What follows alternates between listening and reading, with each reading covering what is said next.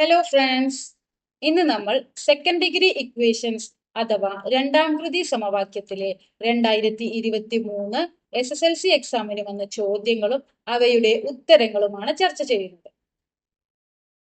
ആദ്യത്തെ ചോദ്യം, find the length of the sides of the rectangle whose parameter is 80 centimeters and area 351 square centimeters. ചുറ്റളവ് 80 സെന്റിമീറ്ററും പരപ്പളവ് 351 ചതുരശ്ര സെന്റിമീറ്ററും ആയ ചതുരത്തിന്റെ വശങ്ങളുടെ നീളം കണക്കാക്കുക. അപ്പോൾ ഇവിടെ ഒരു റെക്ടാംഗിൾ അഥവാ ഒരു ചതുരം വരയ്ക്കുകയാണ്. ഇതിന്റെ ലെങ്ത് അഥവാ നീളം ഇതാണ്. ഇനി ബ്രെഡ്ത്ത് അഥവാ വീതി ഇതാണ്. ലെങ്തിനെ നമുക്ക് L കൊണ്ടും ബ്രെഡ്ത്തിനെ നമുക്ക് B കൊണ്ടും സൂചിപ്പിക്കാം. ഇനി നമുക്ക് ഇവിടെ തന്നിട്ടുള്ള ആദ്യത്തെ കാര്യം എന്താണ്? ഈ റെക്ടാംഗിൾ അഥവാ ചതുരത്തിന്റെ പെരിമീറ്റർ അഥവാ ചുറ്റളവ് എന്ന് പറയുന്നത് 80 സെന്റിമീറ്റർ ആണ്.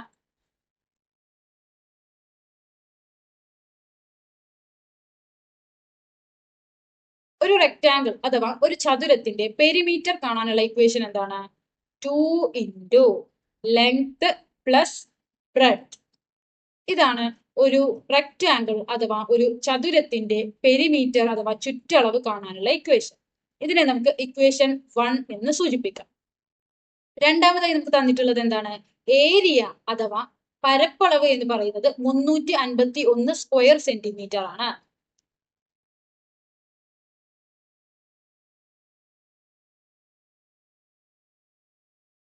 ഒരു റെക്ടാംഗിൾ അഥവാ ചതുരത്തിന്റെ ഏരിയ കാണാനുള്ള ഇക്വേഷൻ എന്താണ്? Length into breadth. അത് എത്രയാണ്? 351. ഇതിനെ നമുക്ക് ഇക്വേഷൻ നമ്പർ 2 എന്ന് സൂചിപ്പിക്കാം. അപ്പോൾ ഇവിടെ നമുക്ക് തന്നിരിക്കുന്ന ഡീറ്റെയിൽസ് വെച്ച് നമ്മൾ 2 ഇക്വേഷൻസ് ഉണ്ടാക്കിയിട്ടുണ്ട്. ഇതിൽ നിന്ന് നമുക്കൊരു സെക്കൻഡ് ഡിഗ്രി ഇക്വേഷൻ അഥവാ ഒരു രണ്ടാം കൃതി സമവാക്യം ഉണ്ടാക്കണം. എങ്കിൽ മാത്രമാണ് നമുക്ക് ലെങ്ത്തും ബ്രെഡ്ത്തും കണ്ടുപിടിക്കാൻ സാധിക്കുകയുള്ളൂ. അപ്പോൾ അതിനായിട്ട് ഇക്വേഷൻ 1 എടുക്കണം.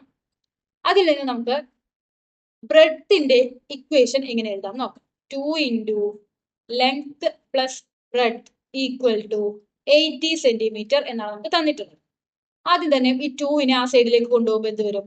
Length plus breadth equal to, ഇവിടെ 2 ഇൻറ്റു ആണ്, ഗുണനമാണ്. ഈ സൈഡിലേക്ക് വരുമ്പോൾ 2 എന്താവും? ഹരണമാണ്.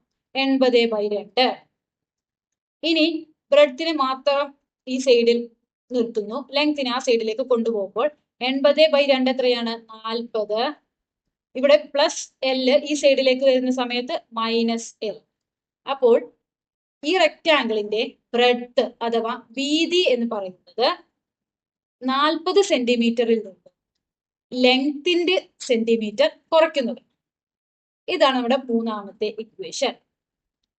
ഇനി ഈ മൂന്നാമത്തെ ഇക്വേഷൻ നമ്മൾ ഈ രണ്ടാമത്തെ ഇക്വേഷന്റെ P-ന്റെ സ്ഥാനത്ത് ഇട്ട് കൊടുക്കുകയാണ്. Length into breadth equal to 351 എന്നാണ് നമ്മുടെ ഏരിയയുടെ ഇക്വേഷൻ. ഇവിടെ ലെങ്ത് അതുപോലെ തന്നെ എഴുതുന്നു. ബ്രെഡ്ത്തിന് നമ്മൾ മറ്റൊരു ഇത് കണ്ടുപിടിച്ചിട്ടുണ്ട്. എന്താണ്? 40 - L ഈക്വൽ ടു 351. ഇനി ഇത് സോൾവ് ചെയ്യുമ്പോൾ നമുക്കൊരു സെക്കൻഡ് ഡിഗ്രി ഇക്വേഷൻ അഥവാ ഒരു രണ്ടാം കൃതി സമവാക്യം കിട്ടും. എങ്ങനെ? ആദ്യം തന്നെ L-നെ ബ്രാക്കറ്റിന്റെ ഉള്ളിലേക്ക് ഇൻഡു ചെയ്യും. L × 40 എത്ര വരും? 40L മൈനസ് L × L എത്ര വരും? L² equal to 351. ഈ സെക്കൻഡ് ഡിഗ്രി ഇക്വേഷൻ അഥവാ രണ്ടാം കൃതി സമവാക്യം കിട്ടിക്കഴിഞ്ഞാൽ അതിൽ നിന്ന് L-ന്റെ വാല്യൂ കണ്ടുപിടിക്കാൻ നമുക്കറിയാം. സ്ക്വയർ കംപ്ലീഷൻ മെത്തേഡ് അഥവാ വർഗ്ഗത്തികവ് ഉപയോഗിച്ച് നമുക്ക് ഈസി ആയിട്ട് കണ്ടുപിടിക്കാം. അപ്പോൾ വർഗ്ഗത്തികവ് ഉപയോഗിക്കണമെങ്കിൽ ആ ഇക്വേഷൻ ഏത് ഫോർമാറ്റിലാവണം? x² + px equal to c എന്ന ഫോർമാറ്റിലാവണം. ഇവിടെ എക്സിന്റെ സ്ഥാനത്ത് ഇവിടെ എന്താണ്? L ആണ്. അപ്പൊ നമുക്ക് ഈ ഒരു ഫോർമാറ്റിലേക്ക് ഈ ഇക്വേഷനെ മാറ്റിയെടുക്കണം. ആദ്യം തന്നെ x² ആണ് ആദ്യം. അപ്പൊ L² നമുക്ക് ആദ്യം എഴുതാം. -L² + 40L equal to 351. ഇനി ഈ ഇക്വേഷനിൽ നിന്ന് എന്താണ് ഇതിലേക്ക് ചേഞ്ച് വന്നിട്ടുള്ളത്? ഇവിടെ Lx² കോഎഫിഷ്യന്റ് 1 ആണ്. ഇവിടെയോ -1 ഒരു ഇക്വേഷന്റെ സൈനുകൾ മാറ്റണമെങ്കിൽ ആ ഇക്വേഷന്റെ ഫുൾ എല്ലാ ടേംസിന്റെയും അഥവാ എല്ലാ പദങ്ങളുടെയും സൈന് മാറ്റിയാൽ മതി. അതായത് ഈ -L² നമുക്ക് +L² ആക്കണമെങ്കിൽ ഈ +40L -40L ആവും. അതേപോലെ +351 -351 ആവും. അതായത് ഈ ഇക്വേഷനിലെ എല്ലാ ടേംസിന്റെയും സൈന് മാറ്റി. ഇപ്പൊ നമ്മുടെ സ്ക്വയർ കംപ്ലീഷൻ മെത്തേഡ് അഥവാ വർഗത്തികവ് ചെയ്യാൻ പാകമായ ഇക്വേഷൻ അഥവാ സമവാക്യം കിട്ടി. ഇനി ആദ്യം തന്നെ എന്താണ് ആദ്യത്തെ സ്റ്റെപ്പ്? എ കണ്ടുപിടിക്കണം. എ എത്രയാ? 1. ബി എന്താണ്? എല്ലിന്റെ കൂടെയുള്ള സംഖ്യ -40. സി എന്താണ്? സമവാക്യത്തിന്റെ വലതുഭാഗത്തുള്ള നമ്പർ -351. ഇനി നമ്മൾ നേരിട്ട് സ്ക്വയർ കംപ്ലീഷൻ മെത്തേഡിലുള്ള ഇക്വേഷനിലേക്ക് ഇട്ട് കൊടുക്കാം. x = ±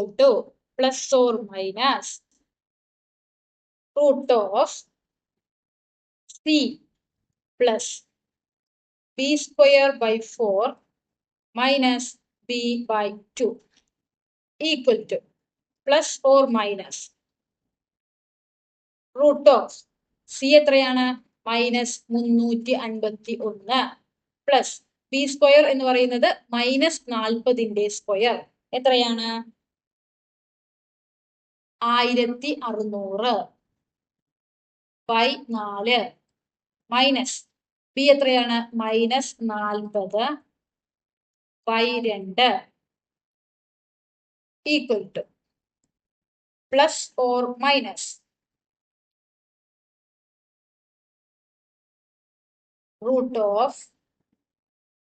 ഇതിന് നമ്മൾ എങ്ങനെയാണ് സോൾവ് ചെയ്യുക? Cross multiplication. അതായത് -351 × 4 പ്ലസ് 1600 × 1 ബൈ 1 × 4. അപ്പോൾ -351 × 4 എത്രയാണ്? -1404 പ്ലസ് 1600 ഡിവൈഡഡ് ബൈ 4. -40 എന്താകും? +40/2 20 ഈക്വൽ ടു ±√. -1404 പ്ലസ് 1600 എത്രയാണ്? 1600 നിന്നും 1404 കുറച്ചു കഴിഞ്ഞാൽ 196 ബൈ 4 പ്ലസ് 20 ഈക്വൽ ടു ±√196. 196ന്റെ റൂട്ട് എത്രയാണ്? 14. ഇനി 4ന്റെ റൂട്ട് എത്രയാണ്? 2 പ്ലസ് 20 ഈക്വൽ ടു ±14ന്റെ പകുതി എത്രയാ? 7 പ്ലസ് 20. ഇനി ഇവിടെ രണ്ട് ലെങ്ത്തുകൾ വരും. ഒന്ന് -7 പ്ലസ് 20 ഓർ +7 പ്ലസ് 20. -7 പ്ലസ് 20 എന്താവും? 20ൽ നിന്ന് 7 പോയാൽ 13. ഇനി 7 പ്ലസ് 20 എത്രയാണ്? 27. അപ്പോൾ നമുക്ക് എന്ത് പറയാം? Length of the sides of the rectangle എന്ന് പറയുന്നത് 13ഉം 27ഉമാണ്. അഥവാ ചതുരത്തിന്റെ വശങ്ങളുടെ നീളം 13ഉം 27ഉമാണ്. രണ്ടാമത്തെ ചോദ്യം, P of x equal to x² - 4x + 4. What is P of 1? Write a first degree factor of P of x minus P of 1. Write the polynomial P of x minus P of 1 as the product of two first degree polynomials. P of x equal to x² - 4x + 4. P of 1 എന്താണ്? P of x minus 1ന്റെ ഒരു ഒന്നാം കൃതി ഘടകം എഴുതുക. P of x minus P of 1 എന്ന ബഹുപദത്തെ രണ്ട് ഒന്നാം കൃതി ബഹുപദങ്ങളുടെ ഗുണനഫലമായി എഴുതുക. ഇവിടെ നമുക്ക് തന്നിട്ടുള്ള പോളിനോമിയൽ അഥവാ ബഹുപദം എന്താണ്? P of x equal to x² - 4x + 4. ഇനി ആദ്യത്തെ ചോദ്യം, what is P of 1? P of 1 എന്താണ്? P of 1 എന്ന് പറയുന്നത് എക്സിന്റെ സ്ഥാനത്ത് 1 ഇട്ട് കൊടുക്കണം. x² എന്താവും? 1² മൈനസ് 4x എന്താവും?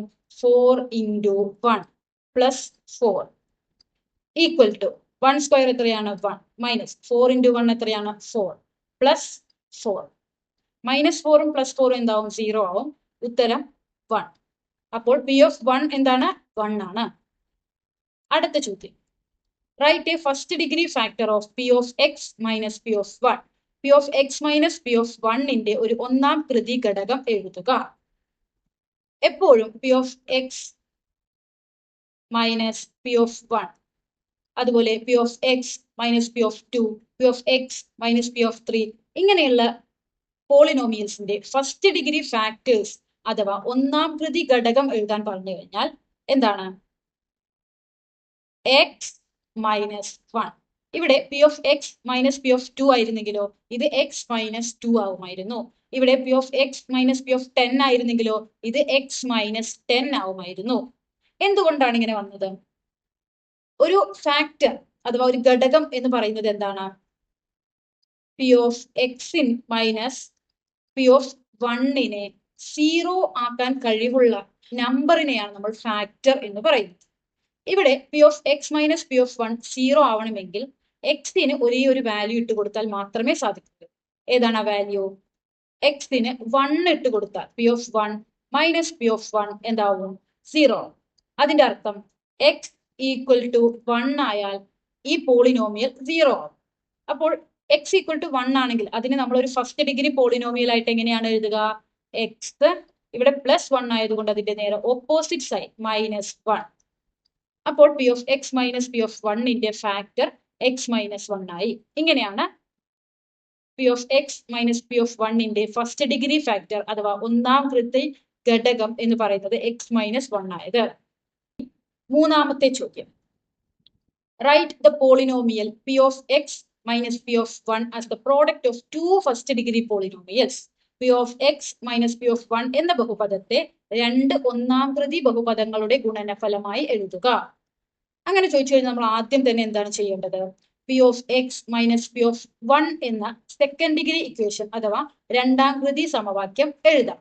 അതിനുശേഷം സ്ക്വയർ കംപ്ലീഷൻ മെത്തേഡ് അഥവാ വർഗത്തെ ഉപയോഗിച്ചുകൊണ്ട് എക്സിന്റെ വാല്യൂസ് അഥവാ സൊല്യൂഷൻസ് അല്ലെങ്കിൽ പരിഹാരങ്ങൾ ഇവ കണ്ടുപിടിക്കണം. അതിനുശേഷം ഇപ്പൊ നമ്മൾ ഫാക്ടർ എഴുതിയ പോലെ തന്നെ അതിന്റെ ഓപ്പോസിറ്റ് സൈൻ വെച്ചിട്ട് അവയെ പ്രോഡക്ട്സ് ആക്കിയിട്ട് എഴുതാം. ഇനി എങ്ങനെയാണെന്ന് നോക്കാം.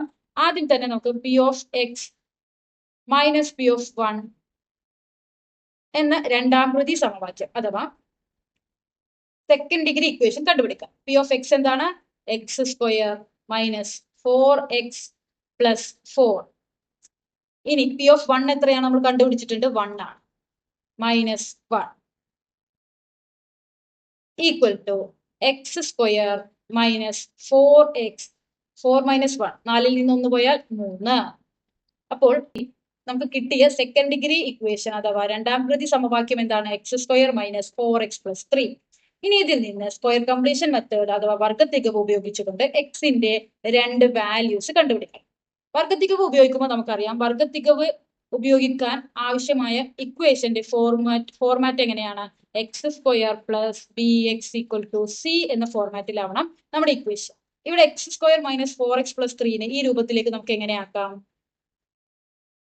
x² - 4x 3നെ ഈക്വൽ ടുന്റെ വലതു ഭാഗത്തേക്ക് ആക്കണം. അപ്പോൾ +3 ഈ സൈഡിലേക്ക് പോകുമ്പോൾ -3. അപ്പോൾ ഇതേ ഫോർമാറ്റിലായി. ഇനി നമുക്ക് വർഗത്തികവ് ഉപയോഗിച്ചുകൊണ്ട് എക്സിന്റെ രണ്ട് വാല്യൂസ് കണ്ടുപിടിക്കാം. ആദ്യത്തെ സ്റ്റെപ്പ് എന്താ? a കണ്ടുപിടിക്കണം. a എന്താണ്? x² കൂടെയുള്ള ഡിജിറ്റ് ആണ് a. ഇനി b, എക്സിന്റെ കൂടെയുള്ള നമ്പർ ആണ് b. എത്രയാണ്? -4. c കോൺസ്റ്റന്റ് ഈക്വൽ ടുന്റെ വലതു ഭാഗത്ത് കോൺസ്റ്റന്റ് ആയി നിൽക്കുന്ന നമ്പർ ആണ് c. a b c കിട്ടിക്കഴിഞ്ഞു. ഇനി നമ്മുടെ ഇക്വേഷൻ എന്താണ്? x = +or - √c + b² / 4 - b/2 equal to +or - c ഇവിടെ എന്താണ്? -3 പ്ലസ് b² എന്ന് പറയുന്നത് -4ന്റെ സ്ക്വയർ എത്രയാണ്? 16/4 minus b -4/2 x equal to +or - √3 × 4 എത്രയാണ്? -12 +16/1 × 4 4 ഇനി മൈനസ് 4/2 എന്താവും? പ്ലസ് 4/2 എന്ന് പറയുന്നത് 2 equal to plus or minus root of -12 + 16 4 4/4 plus 2 equal to plus or minus 4/4 എന്താണ്? 1. 1ന്റെ റൂട്ട് എന്താണ്? 1 തന്നെയാണ്. അപ്പോൾ പ്ലസ് ഓർ മൈനസ് 1 + 2. ഇനി എക്സിന്റെ രണ്ട് വാല്യൂസ് ഏതൊക്കെയാണ്? ഒന്ന് -1 + 2. രണ്ടാമത്തത് എക്സ് ഈക്വൽ ടു +1 + 2. ഇനി -1 + 2 എന്ത് വരും? 2ൽ നിന്ന് 1 പോയാൽ 1. ഇനി +1 + 2 എന്ത് വരും? 1 + 2 3.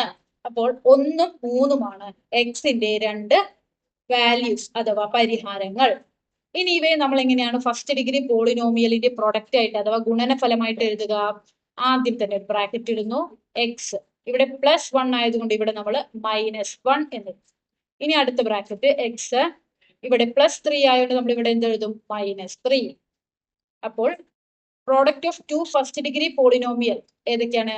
x-1 × x-3 equal to x² - 4x + 3 ആണ്. സപ്പോസ് ഇവിടെ എക്സിന്റെ വാല്യൂ -1ഉം -3ഉം ആയിരുന്നെങ്കിലോ ഇവിടെ നമ്മൾ x+1 × x+3 എന്ന് എഴുതുമായിരുന്നു. ഇവിടെ ഏതാണോ നമുക്ക് കിട്ടിയിട്ടുള്ളത് അതിന് നേരെ ഓപ്പോസിറ്റ് സൈൻ ആണ് നമ്മൾ പ്രോഡക്റ്റ് ആയിട്ട് അഥവാ ഗുണനഫലമായി എഴുതുമ്പോൾ എഴുതുക.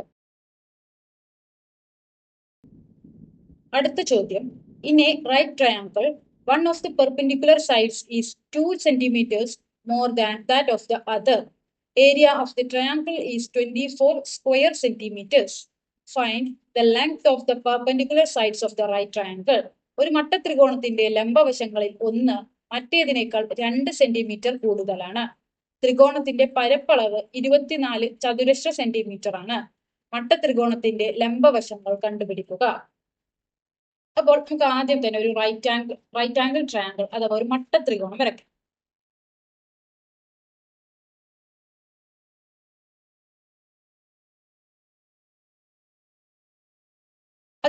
ഇതിനെ നമുക്ക് എക്സ് കൊണ്ടും ഇതിനെ y കൊണ്ടും സൂചിപ്പിക്കാം.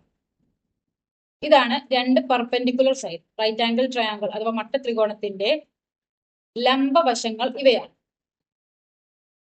ഇനി ആദ്യം തന്നെ നമുക്ക് തന്നിട്ടുള്ള കാര്യം എന്താണ്? One of the perpendicular sides is, അത് നമുക്ക് എന്ത് ചെയ്യാം? y എന്നെടുക്കാം. Equal to 2 centimetres more than that of the other. മറ്റേ സൈഡിനേക്കാൾ 2 സെന്റിമീറ്റർ കൂടുതലാണ്. അതായത് x+2. ഇനി രണ്ടാമതായി നമുക്ക് തന്നിട്ടുള്ളത് ഏരിയ ഓഫ് ദി ട്രയാങ്കിൾ. ഈ ട്രയാങ്കിളിന്റെ ഏരിയ 24 സ്ക്വയർ സെന്റിമീറ്റർ ആണ്. ത്രികോണത്തിന്റെ പരപ്പളവ് 24 ചതുരശ്ര സെന്റിമീറ്റർ ആണ്. അപ്പോൾ ഏരിയ ഈക്വൽ ടു, ഒരു ട്രയാങ്കിളിന്റെ ഏരിയ കാണാനുള്ള ഇക്വേഷൻ എന്താണ്? Half into base into height. Base എന്ന് പറയുന്നത് ഇതാണ്, ഹൈറ്റ് എന്ന് പറയുന്നത് ഇതാണ്. അപ്പൊ എങ്ങനെ എഴുതാം? ഹാഫ് ഇൻറ്റു ഇത് എക്സ്, ബേസ് എക്സ് ആണ്, ഇൻറ്റു ഹൈറ്റ് അഥവാ ഉയരം എത്രയാണ്? y ഈക്വൽ ടു നമുക്ക് തന്നിട്ടുണ്ട് 24 ആണ്.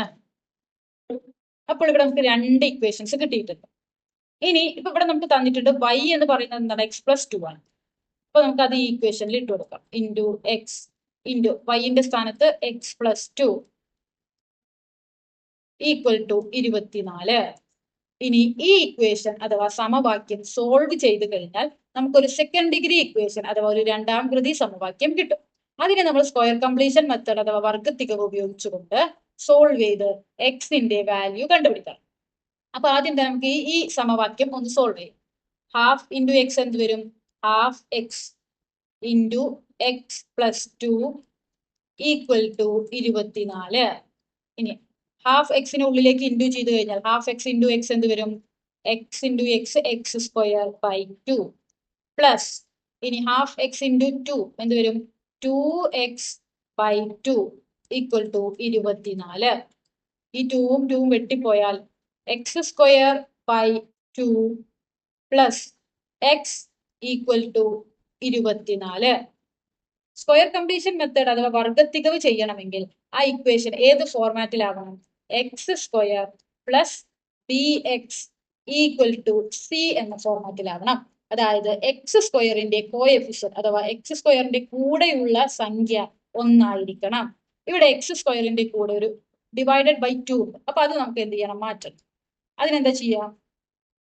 എക്സ് സ്ക്വയർ ബൈ 2, ഈ 2നെ മാറ്റാൻ നമുക്ക് 2 കൊണ്ട് ഇൻറ്റു ചെയ്താൽ മതി. അപ്പോൾ രണ്ടും രണ്ടും വെട്ടി എന്താവും? എക്സ്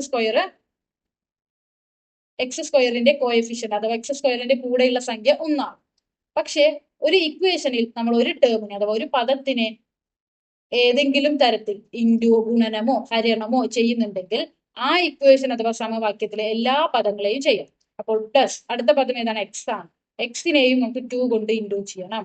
അടുത്ത പദം എന്താണ്? 24 ആണ്. 24നെയും നമുക്ക് 2 കൊണ്ട് ഗുണിക്കണം. ഇതെന്താവും? രണ്ടും രണ്ടും വെട്ടി X square plus X into 2 2x equal to 24 into 2 എത്ര വരും?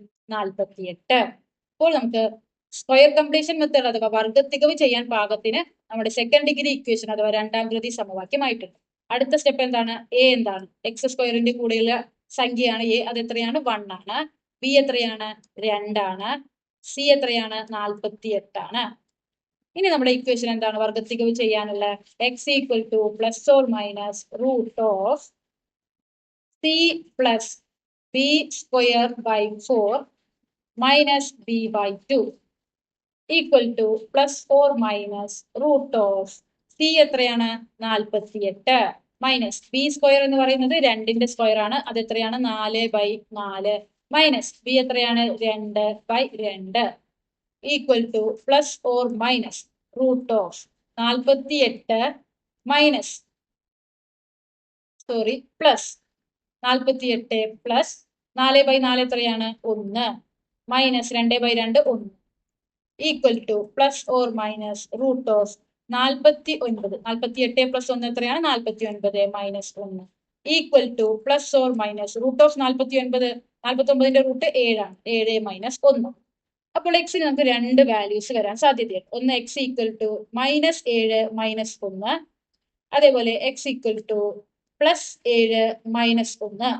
ഇനി -7 മൈനസ് 1 ഉത്തരം എന്താണ്? -6. ഇനി +7 മൈനസ് 1, 7ൽ നിന്ന് 1 പോയാൽ 6. അപ്പോൾ എക്സിന് നമുക്ക് ഇവിടെ 2 വാല്യൂസ് കിട്ടിയിട്ടുണ്ട്. എക്സ് ഒന്നുമില്ലെങ്കിൽ -6 ആവാം, അല്ലെങ്കിൽ +6 ആവാം. ഇവിടെ നമുക്ക് റൈറ്റ് ആംഗിൾ ട്രയാങ്കിൾ അഥവാ മട്ടത്രികോണത്തിന്റെ ഒരു ലെങ്ത് ആണ് അഥവാ നീളമാണ് ആവശ്യം. അപ്പോൾ അതൊരിക്കലും നെഗറ്റീവ് നമ്പർ വരില്ല. അതുകൊണ്ട് തന്നെ ഉത്തരം എന്താണ്? 6 ആണ്. റൈറ്റ് ആംഗിൾ ട്രയാങ്കിൾ അഥവാ മട്ടത്രികോണത്തിന്റെ ഒരു വശം എന്ന് പറയുന്നത് 6 ആണ്. എക്സ് 6 ആണ്. ഇനി രണ്ടാമത്തെ വശം നമുക്ക് എങ്ങനെ കണ്ടുപിടിക്കാം? രണ്ടാമത്തെ വശത്തിനുള്ള ഇക്വേഷൻ നമ്മൾ ഇവിടെ ആദ്യം തന്നെ എഴുതിയിട്ടുണ്ട്. y എന്ന് പറയുന്നത് ചെറിയ വശത്തേക്കാൾ 2 സെന്റിമീറ്റർ കൂടുതലാണ്. അപ്പോൾ 6 + 2 എത്രയാണ്? 8. അപ്പോൾ ഈ മട്ടത്രികോണത്തിന്റെ ലംബവശങ്ങൾ ഏതൊക്കെയാണ്? x ഈക്വൽ ടു 6ഉം y ഈക്വൽ ടു 8ഉം. ഈ വീഡിയോ നിങ്ങൾക്ക് ഉപകാരപ്രദമായെന്ന് പ്രതീക്ഷിക്കുന്നു.